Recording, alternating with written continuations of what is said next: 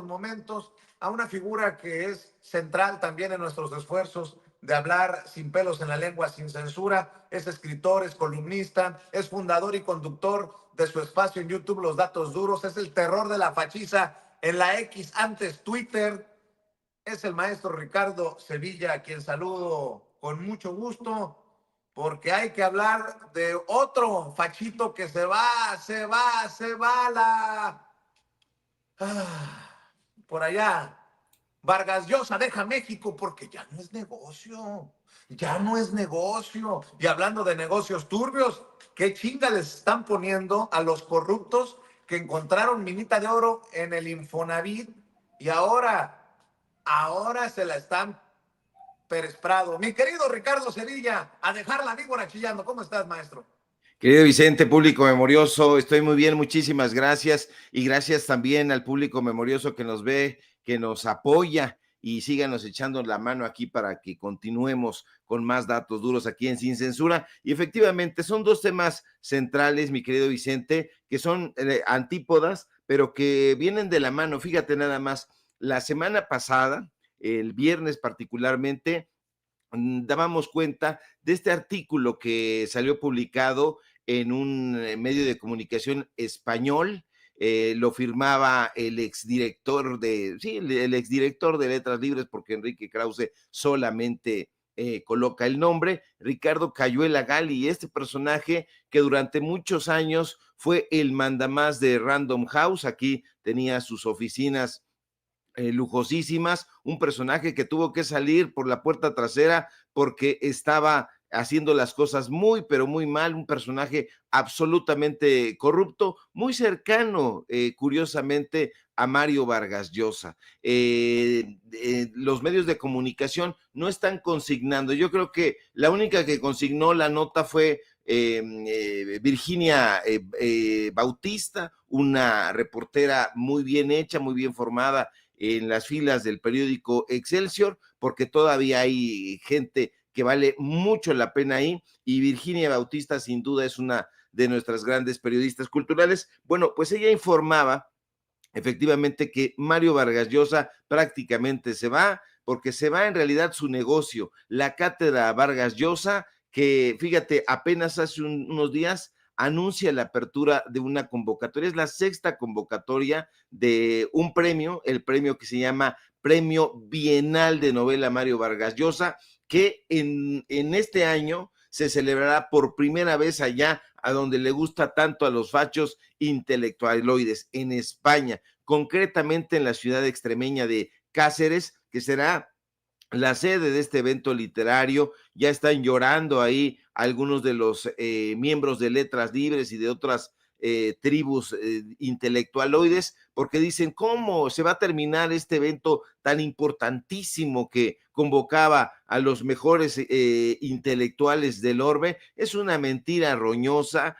Lo cierto es que es un conglomerado de empresas y de instituciones que ayudan a este galardón. Les dan la nota son $100,000 para una novela no nueva, no importante, no interesante, sino que haya sido publicada ya a finales de 2023 o 2024, que la hayan premiado. Esos premios están dados, esos premios están ya previamente acordados, y eso lo saben perfectamente estos personajes, porque había personalidades que dudaban, decían, oye, Sevilla, pero no has presentado los datos duros. Bueno, pues ahí están los datos duros. Hoy en la red social de X, nosotros colocábamos ahí subrayado con rojito para que le entendieran muy bien ahí los fachos, que es exactamente lo que decían estos personajes, cómo se iban a burdeles, cómo terminaban embriagándose a la manera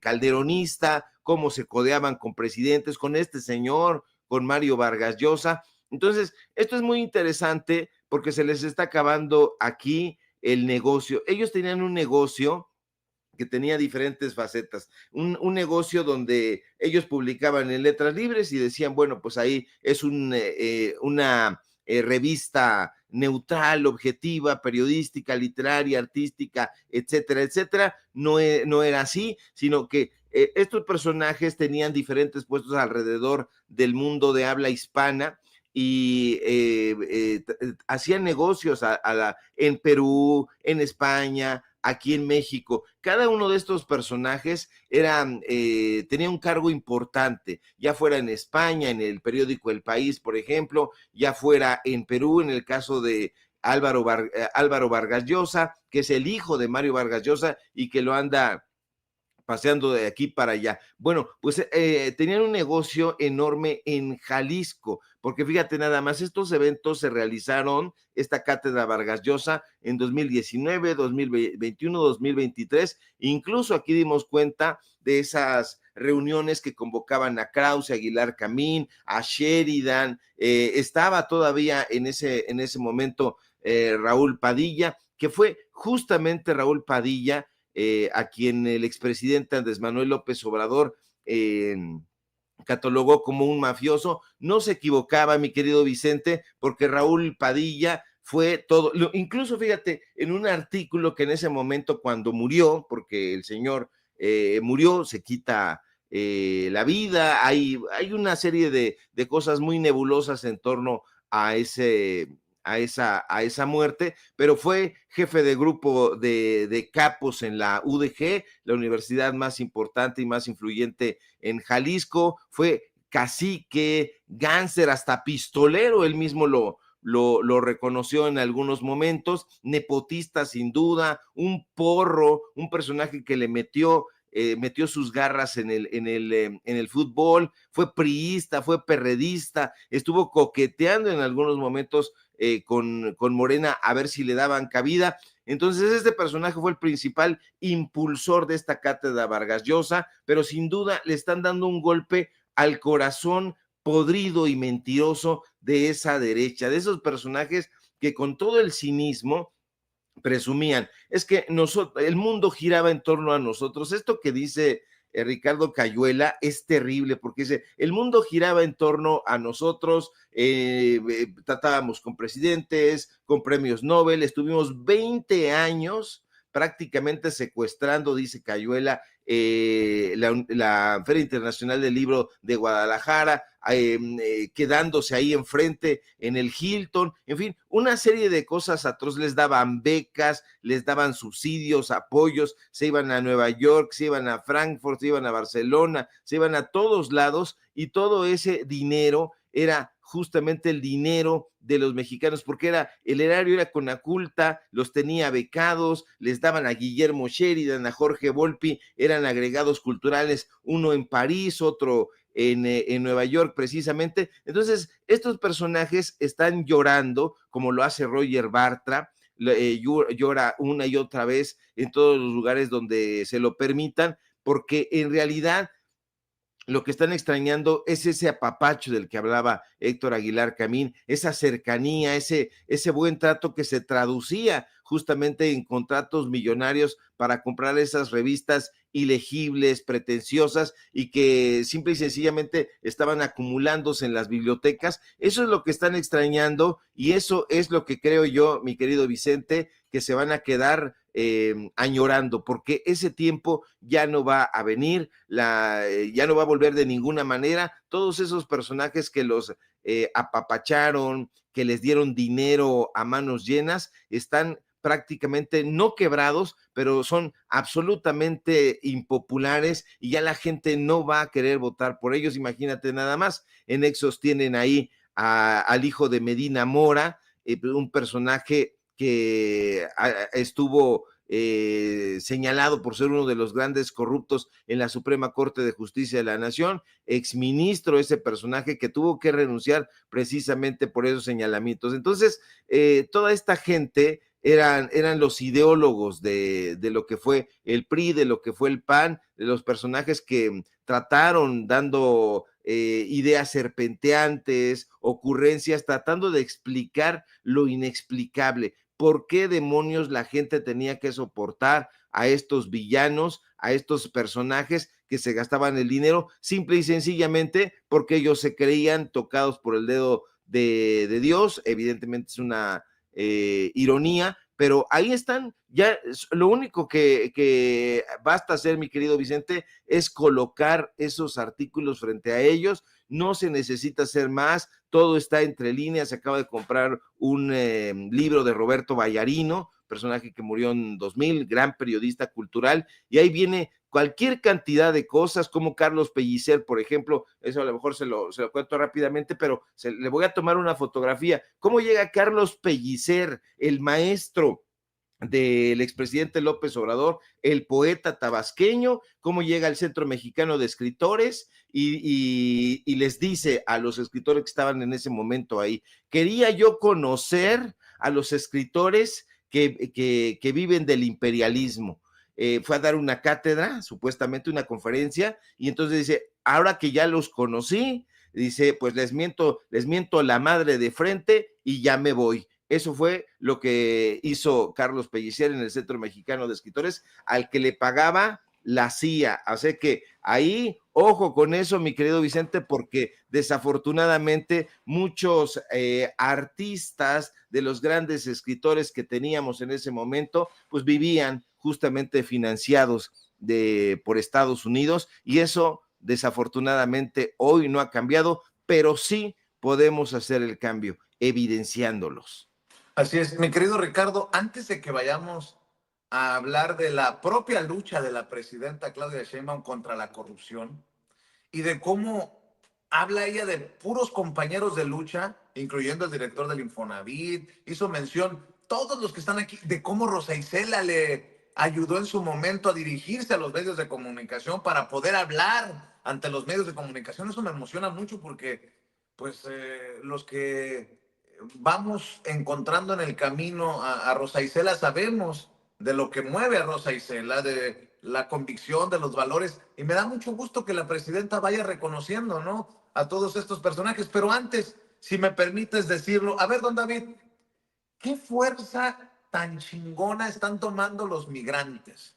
Y las redes sociales en este momento histórico tienen que hacer la diferencia, tienen que servir de vehículo para que nuestros héroes y heroínas, nuestros hermanos y hermanas, no solamente mexicanos, también latinoamericanos, qué sé yo, de otros países, se expresen y levanten la voz en redes sociales para expresarse, ¿no? Y decir no a Trump.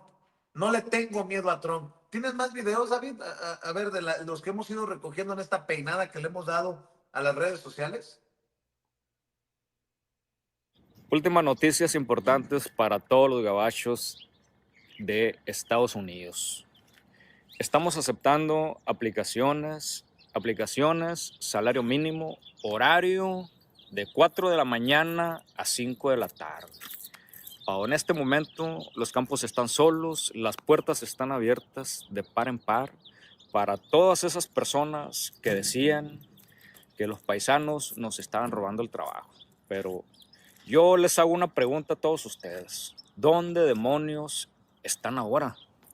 Las puertas están abiertas de par en par y no veo a nadie veo alineado aquí.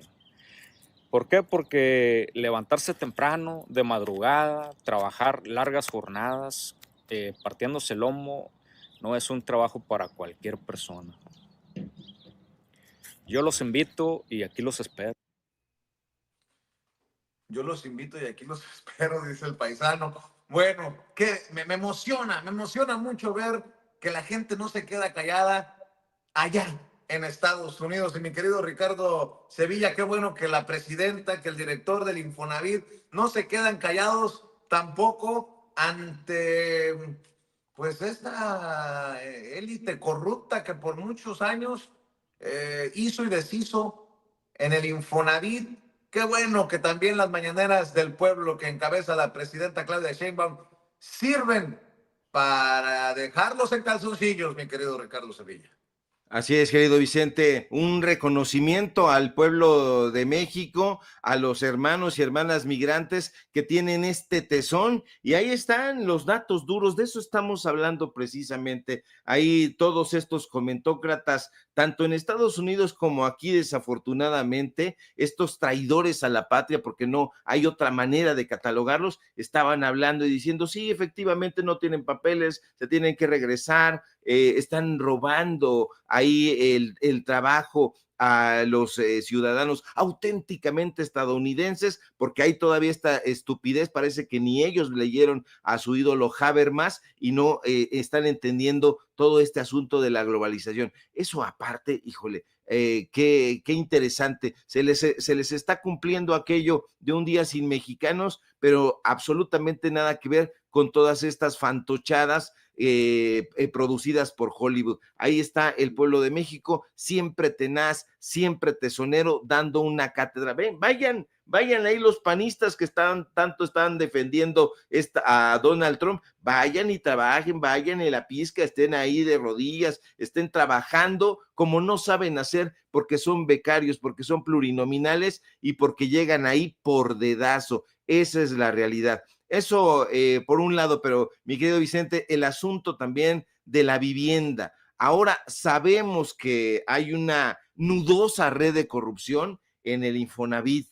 Ha estado informando Presidencia de la República, particularmente Octavio Romero Oropesa, que era director de Pemex, pero ahora está en el Infonavit. Bueno, durante sexenios, la venta, esta múltiple venta de viviendas ha afectado a cualquier cantidad de personas. Se van sumando estados, sabíamos que era el Estado de México, Jalisco, Tlaxcala, pero ahora también Tamaulipas y un montón de lugares donde esta red delictiva, porque una auténtica red delictiva, estuvo otorgando créditos a diestra y siniestra, prácticamente los cascarones. Basta ir aquí, vaya, cerca de la Ciudad de México, aquí al Estado de México, a Huehuetoca, vea, y va a encontrar solamente los cascarones donde no hay servicio, no hay luz, no hay agua, y todo eso era un fraude de los funcionarios del Infonavit con los políticos, porque no había,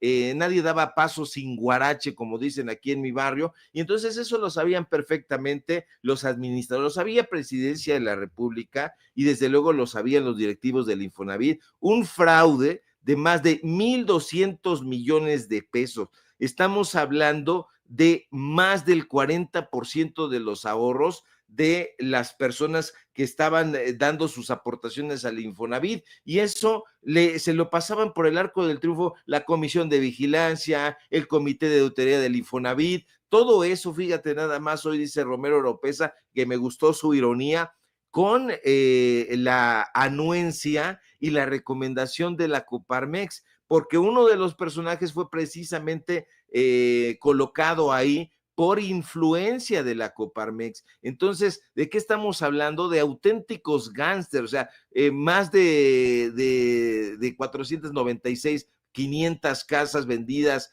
una y otra vez en diferentes estados. O sea, si se va sumando lo que se hizo en Jalisco, lo que hizo en Estado de México, lo que se está haciendo en Tamaulipas, es un asunto de locura. Yo no estoy entendido todavía por qué en los medios de comunicación corporativos, bueno, a lo mejor sí lo entiendo, pero quiero decirlo, ¿por qué no están haciendo este tipo de reportajes? Yo no veo ahí a los camarógrafos de Televisión Azteca, a los camarógrafos de Televisa o de N+, como ahora se hacen llamar, de Radio Fórmula, de Imagen, haciendo reportajes al respecto de eso. O sea, lo que se hizo en Tlaxcala, una y otra vez que se vendieron una y otra vez escrituras para casas, para predios, todo con la anuencia del Infonavit, miles de millones de juicios fraudulentos. Esa es otra cosa. Ahí tiene que haber una propuesta de ministros, magistrados y jueces, porque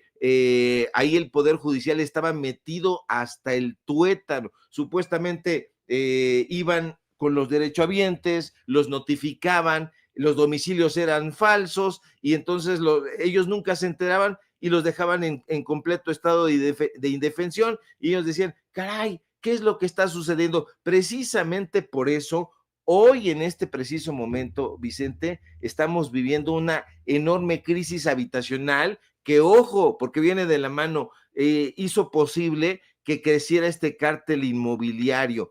ojo con el cártel inmobiliario del PAN, del PRIAN, porque no solamente habitaba ahí en la Benito Juárez y en un montón de lugares. El fin de semana estaba yo paseando por la ciudad, caminándola, y me di cuenta de grandes construcciones que fueron dejadas ahí a la deriva, que fueron abandonadas, y es absolutamente demencial. A mí me parece muy bien que Octavio Romero Oropeza dé a conocer esta información, pero a mí me parecería mucho mejor que todos esos personajes comenzaran a pagar enfrentando a la ley, enfrentando a la justicia, y porque eran auténticas desarrolladoras inmobiliarias corruptas. Todo esto en el sexenio de Fox, de Calderón, de Peña Nieto. Las ganancias, por supuesto, millonarias. O sea que hay mucha tela de dónde cortar ahí en todo este asunto del Infonavit y del cártel inmobiliario, porque vienen de la mano. Imagínate nada más, Vicente, o sea, construían en zonas muy alejadas las viviendas, y entonces la gente decía, bueno, pues no me alcanza. ¿Por qué? ¿Cuánto tengo de dinero? Ah, pues tengo no, pues no le alcanza. ¿Dónde me alcanza? Pues por allá, en un lugar bien alejado, y entonces la mayoría de las viviendas desde ese momento pues eran abandonadas, y bueno, pues es un tema muy largo, pero muy interesante, y que se tiene que abordar y que se tiene que atacar, pero sobre todo se tiene que solucionar. Pues mi querido Ricardo, como le rascaron y ya brotó la pus, esperemos más información, más exhibidos y obviamente más carnita para que tú la sustentes también con los datos duros. ¿Por qué no cerramos invitando a la audiencia de Sin Censura precisamente a los datos duros y a tus esfuerzos independientes, maestro? Claro que sí, mi querido Vicente, público memorioso, sígame en mis redes sociales para que usted vea este dolor de los residentes, muchos fraccionamientos, insisto, abandonados ahí, y ven los dueños que hicieron todo lo posible por obtenerlos, y ven con impotencia que sus viviendas están en el deterioro y terminan dejándolas ahí. Ahí en Huejotzingo, en Puebla, hicieron de las suyas los gobiernos de prianistas, y bueno, pues hay que abordar todo esto. Síganme en mis redes sociales en X, @SevillaCrítico, en Facebook, Ricardo Sevilla, y nada más. Síganme en Paralelo 24.mx, en Los Datos Duros Podcast. Hoy lanzamos el siguiente episodio, se va a poner bastante bueno, estará con nosotros el nieto del santo, y revela muchas cosas, Axel, el heredero de plata. Síganos aquí en la familia Sin Censura, y hoy tenemos informativo allá en Los Datos Duros. Ya no sé ni dónde estamos, mi querido Vicente, de tantos lugares donde... Eso es bueno, eso es bueno, eso es bueno. Sí, ya de aquí para allá, pero ya llegué vieja, ya me voy vieja, diría el clásico ahí, que llegaba en una película de Tintán, si no mal recuerdo. Te mando un fuerte abrazo, mi querido Vicente, y estamos aquí en Sin Censura, al pie del cañón, muy atentos a la información. Un fuerte abrazo. Cantinflas, Cantinflas. ¿Era Te digo Cantinflas? que andas volteado. Ya me voy, vieja, ya llegué, vieja. Bueno, te mando un abrazote, maestro, y qué interesante lo de Axel, y pues un saludo a la familia del Hijo del Santo y a todos estos personajes de la lucha libre que han dejado huella, ¿no? Algunos ya partieron, otros siguen con esta cultura popular. No hay nada más liberador que un chinga tu madre, cabrón, en la plaza, en la Arena México. Mi querido Ricardo, tú sabes de esas cosas. Te mando un abrazote y estamos al pendiente.